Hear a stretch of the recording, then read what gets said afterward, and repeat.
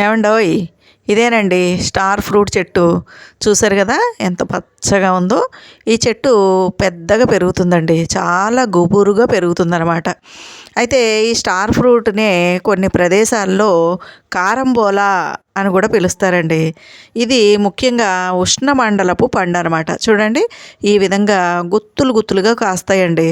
చక్కగా మనం ఎండ తగిలే చోట ఎక్కడైనా సరే ఒక్క మొక్క నాటుకున్నామంటే చెట్టు నిండా ఈ విధంగా గుత్తులు గుత్తులుగా కాస్తాయి అన్నమాట. ఇందులో 2 రకాల రుచులు ఉంటాయండి. కొన్ని రకాల స్టార్ ఫ్రూట్స్ అయితే పుల్లగా ఉంటాయి, కొన్ని రకాలైతే తియ్యగా ఉంటాయి.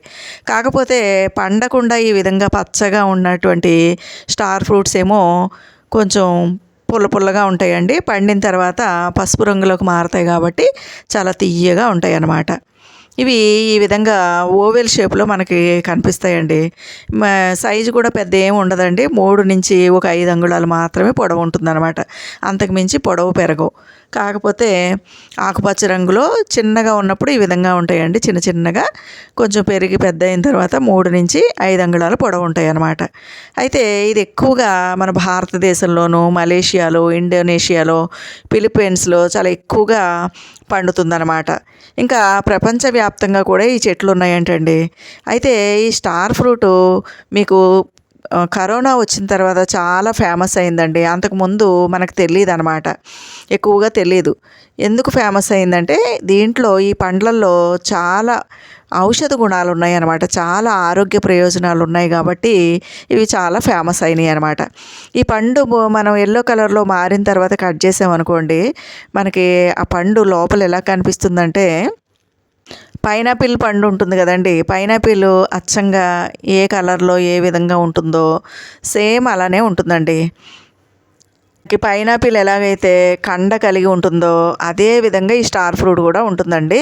మంచిగా జ్యూసీగా ఉంటుంది, పండిన తర్వాత చాలా తియ్యగా ఉంటుందన్నమాట. అయితే ఈ స్టార్ ఫ్రూటు ఆరోగ్యానికి చాలా మంచిదండి. ముఖ్యంగా బరువు తగ్గాలి అనుకునే వాళ్ళు, వాళ్ళకి ఆకలి అయినప్పుడు ఏదో ఒకటి తింటూ ఉంటారు కదండి. అలా తినకుండా ఈ స్టార్ ఫ్రూట్స్ తిన్నట్టయితే దీంట్లో క్యాలరీస్ ఉంటాయి కాబట్టి చాలా తొందరగా బరువు తగ్గుతారంటండి. ఇంకా చాలా రకాల విటమిన్స్ ఉంటాయంట, చాలా రకాల పోషకాలు ఉంటాయంటండి. ఇంకా ముఖ్యంగా సి విటమిన్ పుష్కలంగా ఉంటుంది కాబట్టి స్టార్ ఫ్రూట్స్ వల్ల వ్యాధి నిరోధక శక్తి పెరిగి రోగాల బారిన పడకుండా ఉంటారంటండి.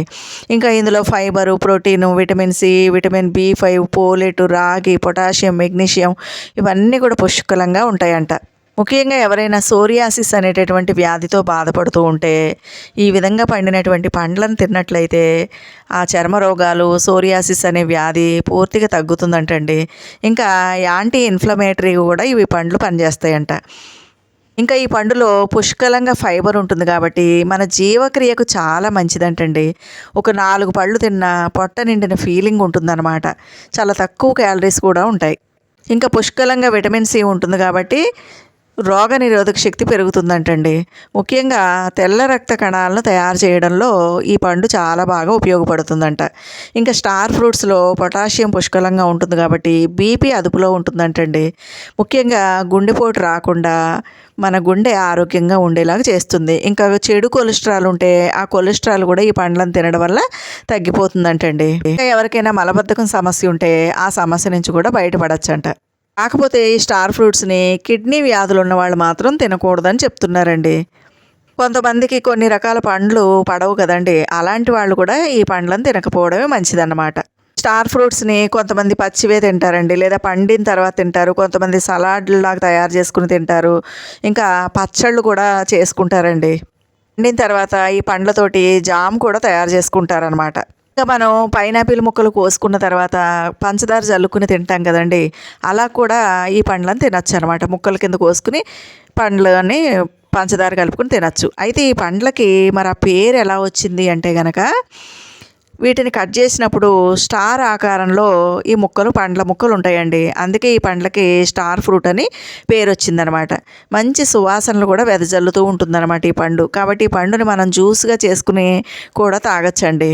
ఈ స్టార్ ఫ్రూట్ చెట్టు తప్పకుండా ప్రతి గార్డెన్లోనూ ఉండాలండి. ఎందుకంటే చెట్టు నిండా గుత్తులు గుత్తులుగా కాయలు కాస్తే మన కళ్ళకి ఎంతో ఆనందం అనిపిస్తుందన్నమాట, చెట్టు నిండా పండ్లు ఉన్నప్పుడు.